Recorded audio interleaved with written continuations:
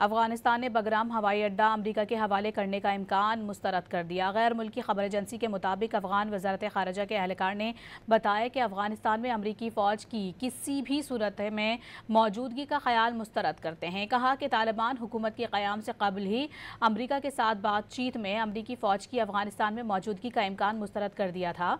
गुज़िश्ता रोज़ London में सहाफ़ियों से बात करते हुए अमरीकी सदर ट्रंप ने बगराम हवाई अड्डा अमरीका के हवाले करने की बात की थी।